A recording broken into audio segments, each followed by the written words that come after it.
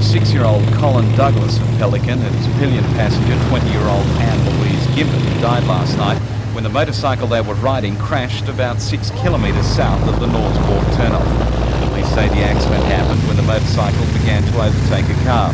It clipped the rear of the vehicle, throwing the two riders onto the roadway. Police say the body skidded for about 70 metres before being hit by oncoming traffic. Police have urged anyone who may have seen the accident to contact them at Newcastle Police Station.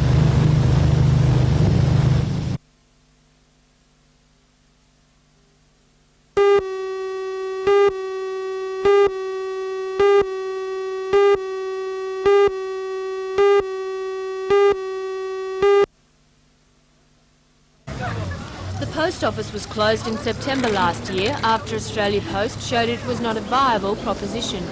It was a decision the people of Summerland Point weren't prepared to accept.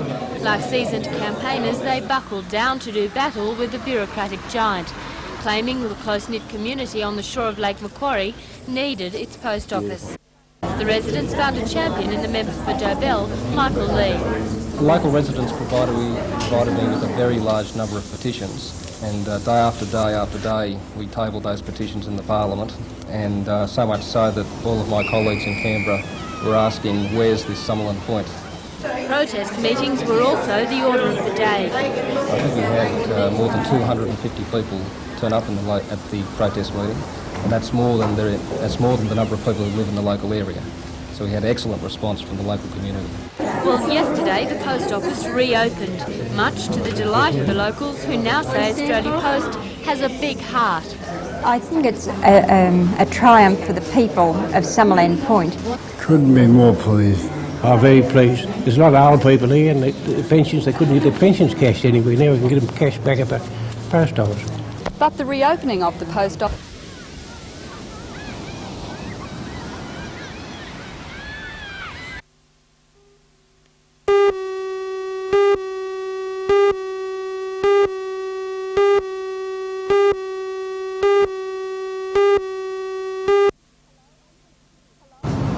Hello, I'm Helen Hughes, reporting from the deck of the HMAS Stalwart in Sydney Harbour, where Defence Minister Kim Beazley today announced details of a new Navy contract to build 8 light frigates. The Newcastle company Carrington Slipways is expected to vie for the $3.5 billion contract.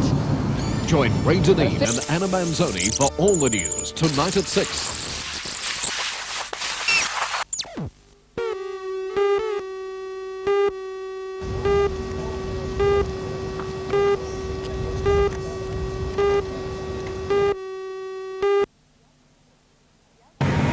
The 8 frigates will replace 5 of the Navy's destroyer escorts and a number of patrol boats.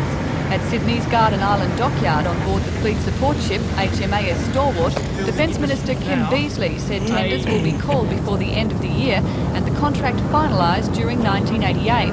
The first ship should be built in the early 1990s. Mr Beazley says he rates Carrington Slipway's chances as high. Well, there are 2 yards that currently build warships of the same sort of size here, Cockatoo here in Sydney and Williamstown in Victoria. But there are many other yards, well, there's 4 other yards that I think are capable of it. Carrington's, for example, in Newcastle, I think would have excellent prospects. Mr Beazley says maximising Australian industry's involvement is the same approach being used in the submarine project. He says Newcastle should soon know, one way or the other, whether it's been successful in securing that contract. About March, April. That's what we've already said, and we're more or less on timetable. Mr Beazley says the troubled Newcastle State Dockyard's failure to run at a profit has not harmed the city's chances for the submarine contract. No, I don't think so. I think that the State Dockyard isn't the only dockyard in Newcastle that is capable of building this type of ship. It certainly is. Carrington's is. So I wouldn't be too worried about that at all.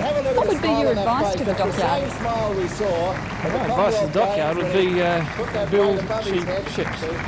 Because whoever builds cheap ships is going to get this contract. I can feel him even shaking through his shoulders here. It's marvellous.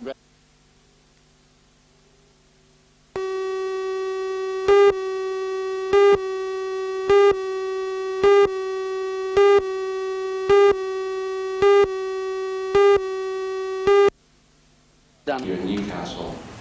The visiting party was received by the Deputy Lord Mayor of Newcastle, Alderman Don Geddes.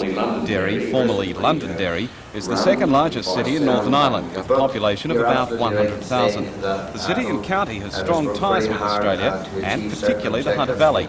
And Alderman Noel McKenna says he hopes the descendants of the early Irish settlers will visit Derry on their next holidays. And he's quick to dispel the violent image of Northern Ireland. Clearly Northern Ireland has a violent image, and with no disrespect to the media, and obviously you carry the news as fairly as you think fit, nevertheless it is only the bad news that carries very rapidly, and for the vast majority of the time, for the overwhelming majority of the people back at home, life goes on pretty normally as it does here in Newcastle. And with the Christmas and New Year holiday period now winding up, it appears Newcastle fared well in the quest for the tourist dollar. According to the City Council's tourist officer, Horst More than what I expected. We had 900 people in 10 days through the rail carriage. A lot of international people, Scandinavians, New Zealanders and Canadians, and a lot of interstate people. What about any complaints? Were there any complaints from we visitors? had a couple of complaints, but I would say that was a minority. So we had a couple of complaints that the art gallery wasn't open on Christmas Day and New Year's Day. Well, I think that's quite common that facilities like the art gallery is not open on 2 days in a year.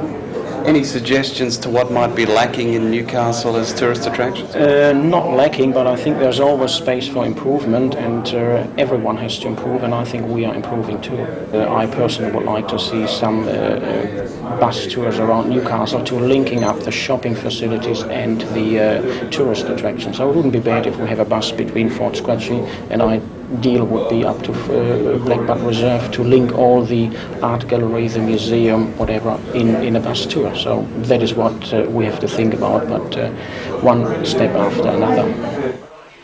Great. Thanks.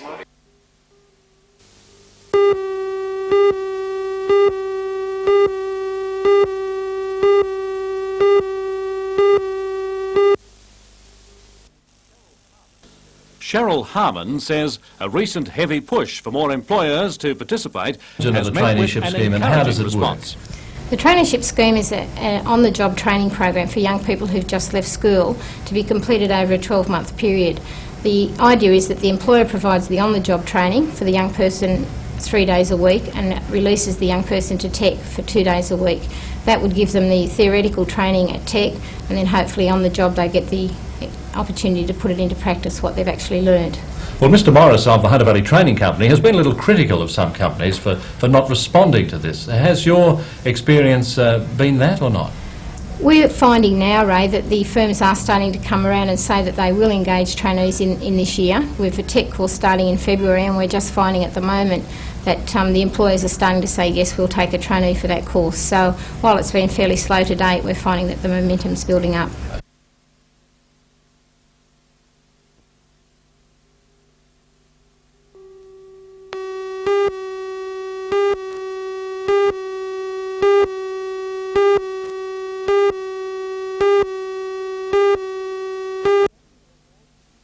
efforts in the community. The annual award was presented by President of the Newcastle Chamber of Commerce, Laurie Molyneux. But we feel that this Enterprise Award is indicative of the way Australia's developed since it was born 200 years ago almost. Ginin was presented with the award for securing a $500 million contract to design and build the new Sydney suburban train Tangara. Although thrilled with the award, Warren Prinzhorn says Ginin won't rest on its laurels. He says the company has amassed unrivalled expertise in this field, and it's vital that the team isn't broken up.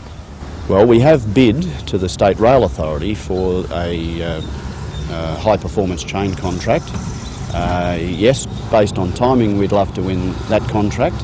We have other contracts in Western Australia that we're tendering for locomotives, modernisation of the Pilbara locomotives, and we're pursuing this work, and that is what we are targeting for during the next 12 months, to pull in some more of this work.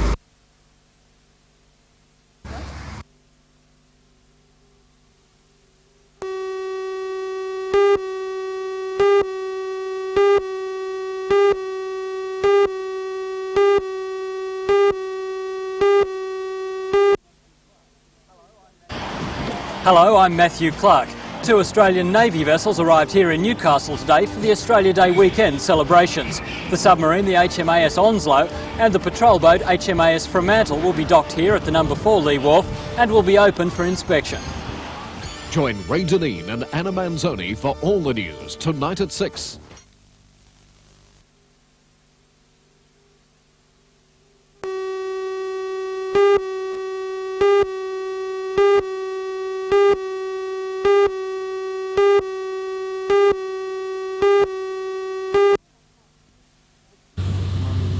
The 2.5 kilometre track, which is under the management of the National Parks and Wildlife Service, has been one of Richard Face's pet projects. The $20,000 worth of work done on the trail was paid for out of federal government coffers under the Participation and Equity Program. The track winds its way through rainforests and over waterfalls to Glenrock Lagoon, taking the more leisurely walker about an hour and a half to complete. The track is the first section of the Great North Newcastle to Sydney walking track to be officially opened.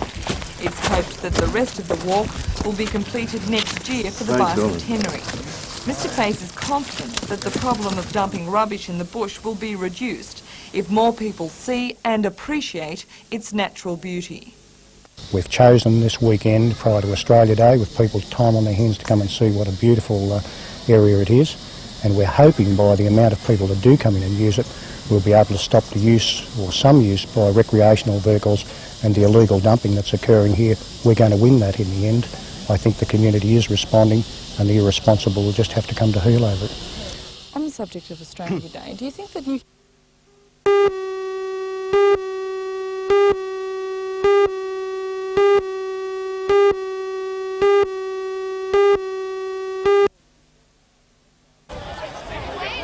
For the descendants of the Bendai family who migrated here from Germany in 1853, the reunion at Miller Park is the last for the century. More than 1,500 family members have attended over the weekend, making it one of the biggest family gatherings the district has seen. Relatives from New Zealand, South Australia, Victoria, Queensland, the ACT and West Germany all travelled to Branxton for the occasion. Activities over the 2 days included a reenactment of the Bendai Tug of War, the 6th Bendai Cricket Test and Souvenir Bendai Family Port. The occasion was held in Branxton because the family has its Australian roots in the town. Meantime, at the Richmond Main Colliery near Curry, steam train enthusiasts were out in force admiring some of the Hunter Valley's railway history.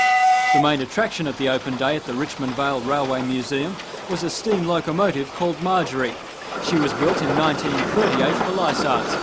Marjorie was retired from service in 1972 and today she was on the rails again, revamped and providing plenty of pleasure as she chuffed along her new track.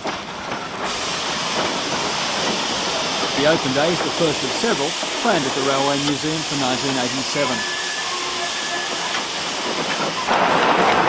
Down the tracks a bit of Edgeworth, more than 500 steam enthusiasts were enjoying replicas of steam trains from Australia, Britain and the United States. The replicas provided plenty of fun for the young and young at heart, with 1 dozen trains taking people for rides. The group will run open days like this one on the last Sunday of every month at the Edgeworth Park, and they expect up to 35,000 people to ride their trains this year.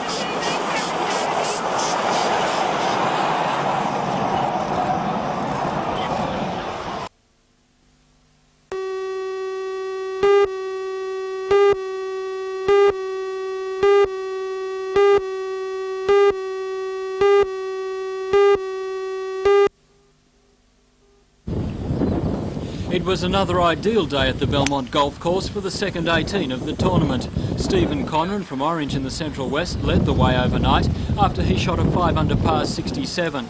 He followed that with a steady par round of 72 today to maintain his lead. The overnight contenders for the lead fell away from Conran this afternoon. Charlestown's Mark Jackson was second yesterday but dropped way back today. South Australian amateur champion Shane Robinson carded 73 today to be 2 under for the 2 rounds. But the 2 new men in the top 4 regarded as the danger men are New South Welshmen David Ecob and Ray Picker. Both are 1 under par for the 2 rounds, but with the tournament only half over, they're certainly within striking distance. The tournament resumes early tomorrow morning for the final 36 holes.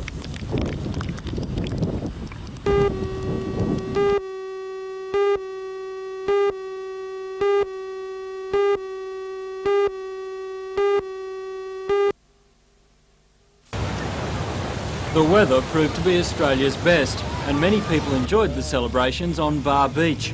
The reenactment of the landing was one day early, but no one seemed to mind. Some energetic people got into the patriotic spirit in the Australia Day Fun Run, covering an 8-kilometre course around Bar Beach. At Enterprise Park, there was a variety of market stalls and entertainment, although not all was peculiarly Australian. Across the road at Lloyd's, an Australia Day luncheon was in progress with special guest author Colleen McCulloch. She is noted for being outspoken and has this message on our 199th birthday. I would hope Australians get more and more nationalistic, less and less obligated to other countries. I'm not really one for ties to England, I'm afraid.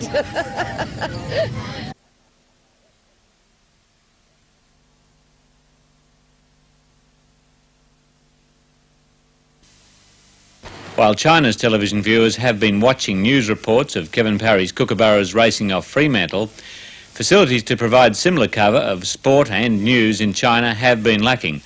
But this week, at an official ceremony in Beijing's Great Hall of the People, the Parry Corporation became an equal partner with China's National Broadcast Organisation to build a $44 million high-tech international broadcasting centre in Beijing. The centre will be used by the world's media for the first time to cover the Asian Games in 1990. The complex, to be built adjacent to China Central TV's new headquarters, will be equipped with state-of-the-art satellite transmission equipment, radio and television studios, and production and editing facilities. Called the International Broadcast Exchange Centre, it will house a 300-room hotel, convention centre, and 100-unit apartment complex for foreign correspondents. Kevin Parry says he sees the venture as providing a bridge between his business interests in Australia and China. We achieve happiness in this contract, and I guess happiness will be completing it on time and not losing our shirt in the process. That'll be a very wise investment, and if we've developed the relationships that we expect we are going to, and the people are very warm people, it's been a revelation. Mr. Parry said his Beijing hosts, while toasting the success of the new business venture, were also very keen to see a kookaburra victory. I've been amazed. You know, they had Central China Television have seemed to have taken the kookaburras as their pet, and I mean the golden hold kookaburras. One against international competition, the construction agreement finalised this week follows negotiations between China Central TV, the Parry Corporation and the American space communications company ComSat. The Chinese government gave its seal of approval of the project by having State Councillor Gu Mu, a Minister of Cabinet rank, present at the signing. The presence at the signing of a government official of the rank of State Councillor Gu Mu is seen as indicating the importance the Chinese government is attaching to this project and to improving communications generally.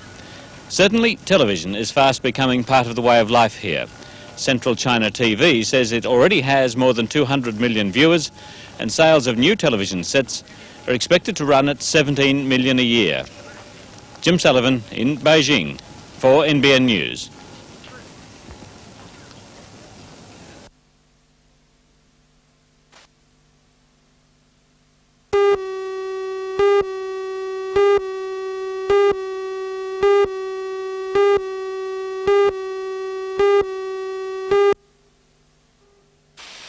From its lush bush setting at Maryville, the Foundation disseminates information that assists local councils, businesses and industries. Each year, population statistics, housing trends, trade, wages and climatic data are painstakingly collated and analysed for use by the community. Oh, it's very relevant to local authorities, to the state government, to industrialists, people in commerce, education. NBN support for the Foundation dates back almost to its inception 31 years ago.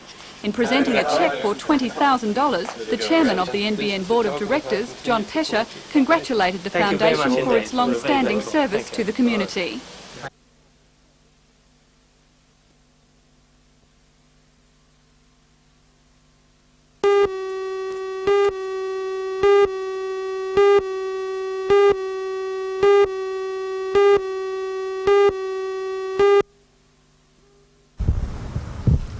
At any hour of the day or night, CB and two-way radio users know someone is listening to them if they need any form of assistance.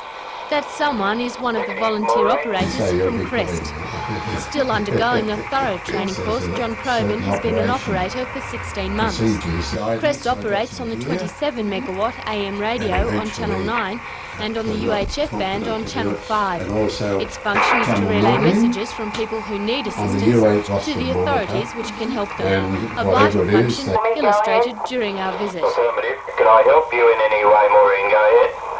No, Evan, I'm waiting for the police, but I've got a bump on the head and I need transport home, and I can't get hold of him. He must be in his car, over. Affirmative. Please stand by. Crest welcomes the operators to join the 38 people who now man the airway. John Probyn says it's a stimulating hobby as well as a community service, and most people could set themselves up with the basic equipment for around $400. A form, application form, and they fill that.